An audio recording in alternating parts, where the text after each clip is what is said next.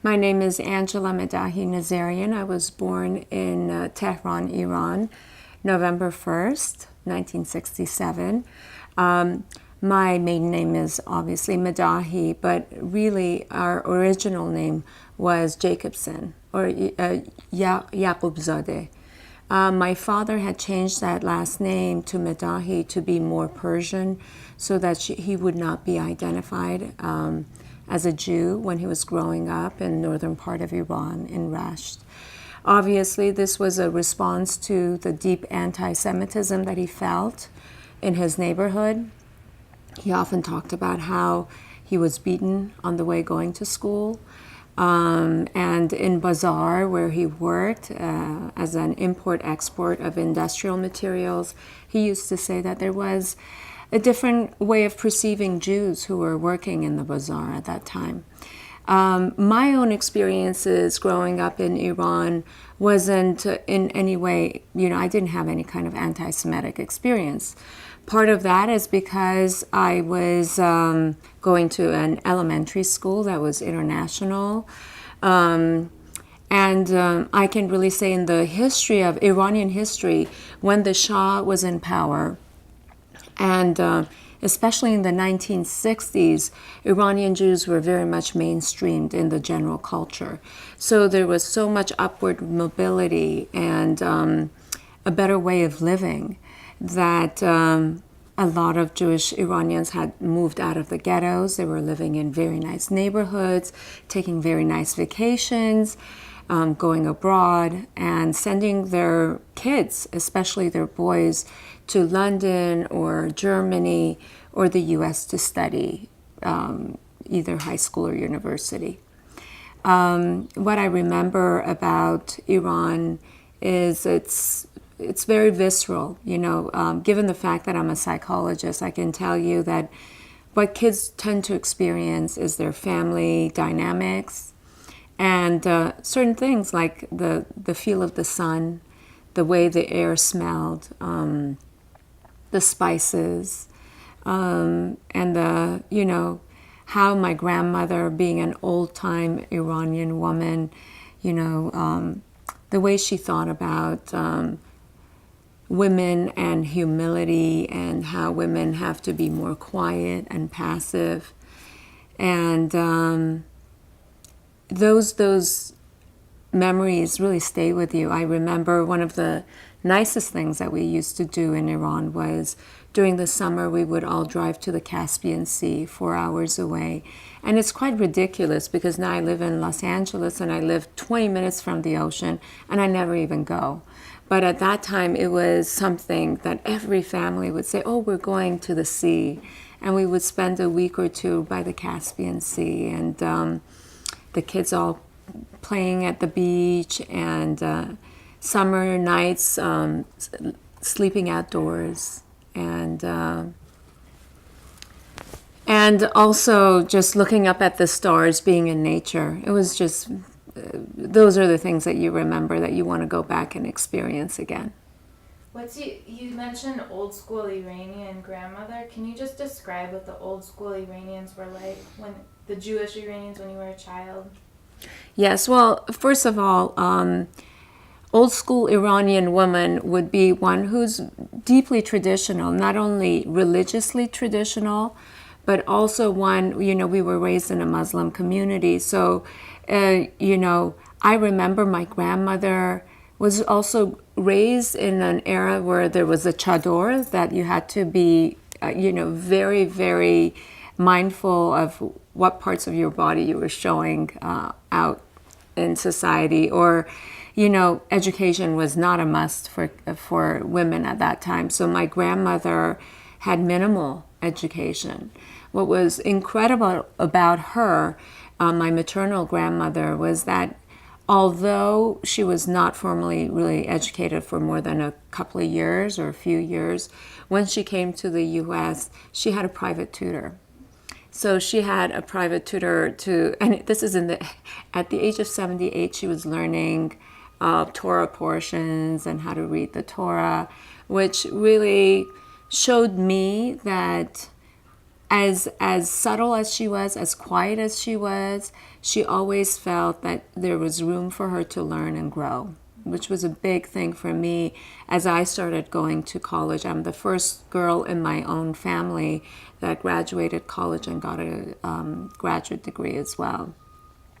My other grandmother, on the other hand, on my father's side, was actually quite a character. She was so self-assured. From what I remember about her, the stories that were said about her, was that she was incredibly modern. She would dress in Western clothes in the northern part of Rasht, which is, quite unbelievable. People used to stare at her while she was walking. And she said, I don't care, I'm a very modern woman. And she had this real zest for life and gave her opinions about everything. She had lost her husband quite young, so she was raising 3 kids herself. And towards the end of her life, where she was living with my mom and her son and, our family, I had never met her, but my mom tells me that she had this really bad illness where whatever she would eat, she would have to regurgitate. Nothing would stay in her stomach. But yet every morning she would sing and fix herself breakfast and eat her breakfast.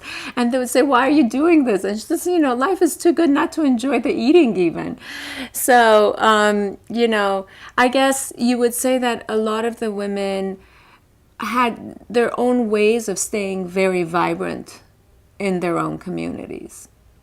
You mentioned that your father experienced anti-Semitism. In the older generation, they were they were second-class citizens. Right. Can you reflect on that? Like, were there any specific experiences your father told you about, or did you observe that they were different and that they perceived themselves as second-class in any way? Well, I don't remember particular instances about what my father had experienced, but he would say that at the bazaar, some people would not shake his hand because Muslims would think that he is dirty. There was a term referred to as najas, which means that you shouldn't be eating a fruit that was touched by a Jew, shaking their hand, eating with them. Yet, I can tell you that he had many Muslim colleagues later on. Even, I'll tell you, Esther's tomb, I had visited Esther's tomb with my mom and my grandmother. And I remember the local rabbi saying that the Muslims don't allow the Jews to actually use a public route, that they had to go the back way. If you look at the kinds of regulations and prohibitions that were instated before Shah and maybe in the dynasties before, Jews were not allowed to, for example, even have a White House. They were made to be walking always on the side of the street, not in the middle of the street. They weren't allowed to be on horseback. They weren't allowed to have a white donkey even. I mean, they couldn't touch the fruit of local shopkeepers. So you can tell that there was a great deal of anti-Semitism. And in our history, there is a subgroup of Jews who were like Morano Jews, that they were hidden. And there was quite a bit of conversions happening 200 years back. And they kept their identity in secret. And it's remarkable how much of their Jewish identity is still very much tied to that experience. And their homes, I can tell you, because they didn't want Shabbat candles to show outside of their windows, their homes did not have any windows facing out, but windows facing an inner courtyard. These are, of course, not my father's experiences, but these are the stories that we were told about. As a child, what was your relationship to Muslims and to other religious minorities in Iran? I had really actually wonderful experiences in my grade school, which was it was a bilingual school. My greatest and closest friends were Zoroastrians, and Zoroastrians are the oldest religious minority in Iran. I had Baha'i and Muslim friends, and when there was religious studies in the school, I didn't have to participate. I could step out when they were teaching, Islamic studies.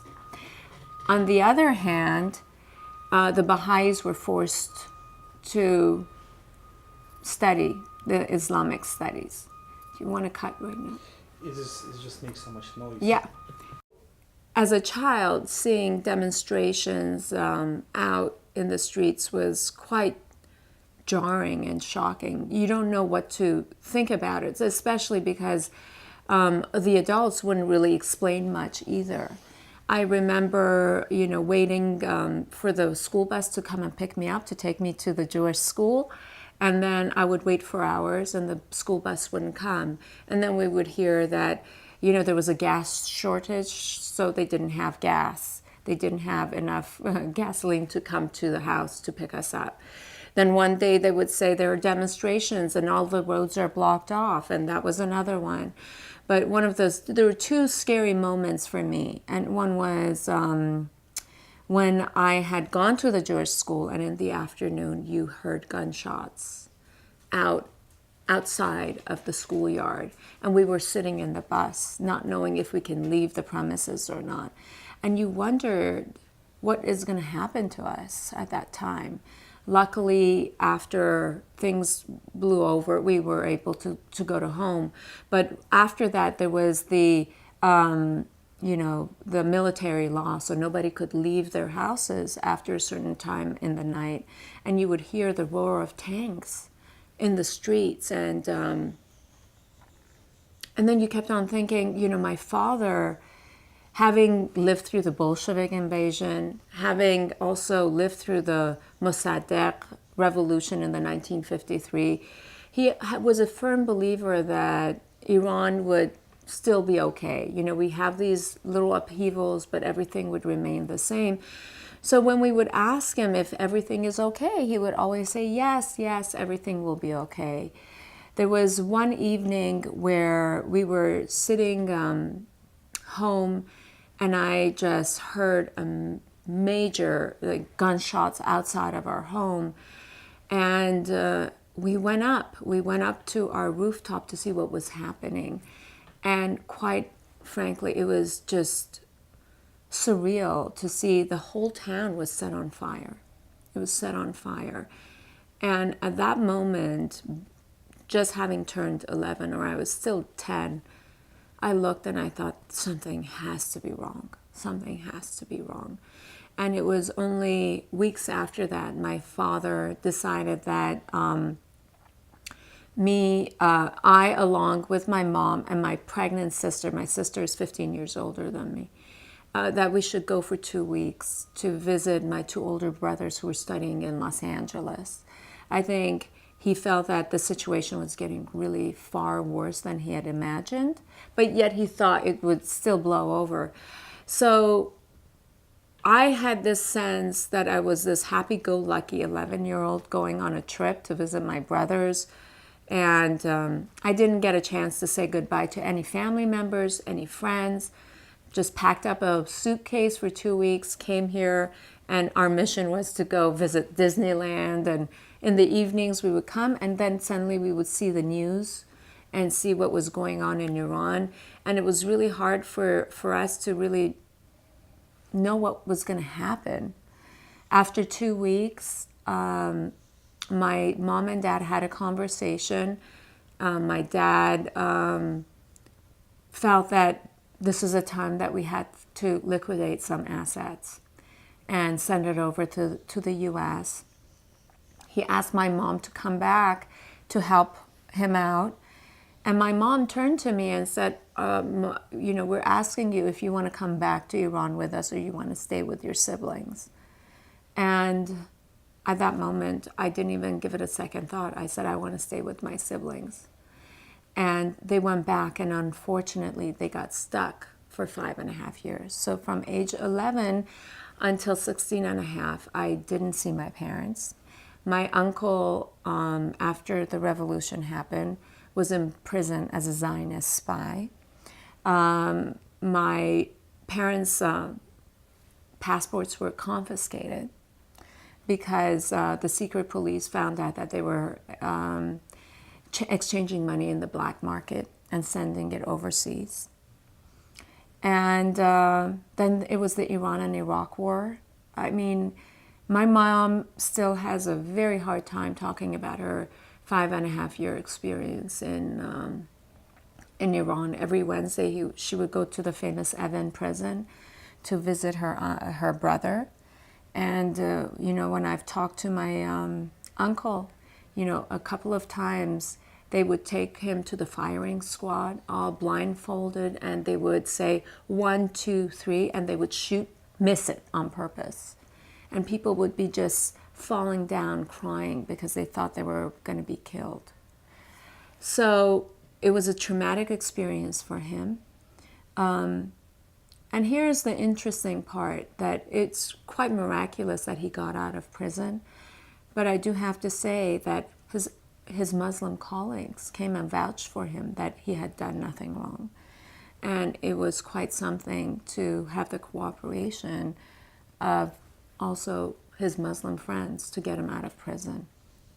My parents finally decided that once my uncle was let out of prison, that they decided that it's time to escape. And they escaped through the borders of Pakistan with a smuggler. And that was a harrowing experience for them, being in the pickup truck in the back, underneath blankets, going through the border towns with no lights on at night, because if the lights were on, the border patrol would catch them. My mom had stowed away some family heirlooms and jewelry. The smugglers said, here, the money and the jewelry you have to give to us, because if they find it on you, they will, you know, kill you or send you back. And so they gave quite a lot of money to be smuggled out. And the plan was that once they get to Pakistan, they would go to the Hilton Hotel in Pakistan, given their cash and some money, and then they would find their way back to the U.S. No such thing happened. They were sent to a motel with nothing. And we received a call in the middle of the night, an emergency call, saying that they can't go out in the streets of Pakistan because all the police are there searching for refugees, and they either want kickbacks so they won't be sent back to Iran, or they just send them back to Iran. So they were fearing their lives. So that's when we actually contacted a lawyer from here. We contacted the Jewish Federation, and we sent money over and tried to find a way for them to come. And it actually took them 8 months to get to the U.S. What happened was that with their Iranian, citizenship, Paris didn't want to have them. They first said, go on a flight to Paris. And in Paris, my father spoke fluent French. He heard that they were taking them back to Iran. So he said that I'm not moving out of the airport. And they were put in a cell for 24 hours until they could find another place that they could be taken to. And Portugal accepted the Iranian immigrants that had been smuggled out. And they stayed in Portugal for a few months until they could find another place that would take them in. And finally, with the help of the lawyers, they went to Israel. And in Israel, they got the right passport to come and see us, come to the United States. So I can say those 5.5 years were just extremely stressful on the family. And I myself, being the last born child and very young, you can just imagine that the priority wasn't to be speaking to like a 12-year-old kid when all these things are happening. I probably spoke to my parents 3 or 4 times those 5.5 years. And we were just trying to see how we can get the family out at that time. Who took care of you? Can you just stop for 1 second? I'm sorry. And I was speaking to a big community there. And I always mention, although I'm talking about my second book that has nothing to do with the Iranian Jewish experience, I do think that as an individual, when I'm speaking to other people, I always talk about my background. And after I had finished, this older gentleman who was Jewish himself came to me and said, you know, I'm Jewish and I was listening to you, but I'm wondering why you call yourself Iranian. You're American. You speak English better than I do. So why do you call yourself Iranian? And I said, no. First of all, I'm Iranian American. I also consider myself American. But I was born in Iran. I was raised the first 11 years of my life in Iran. So why wouldn't I say that I'm Iranian?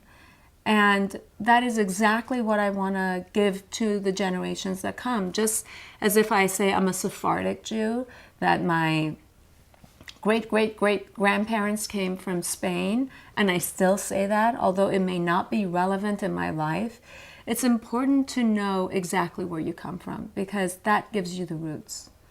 And why not honor who you are as you are? There's a lot of negative things about being Iranian, but I don't feel that it's negative. I feel that there's certain things in the tradition of being Iranian that is so absolutely beautiful that I want to hand that down. The tight-knit families, the love we have, and the culture, the poetry, all that is happening.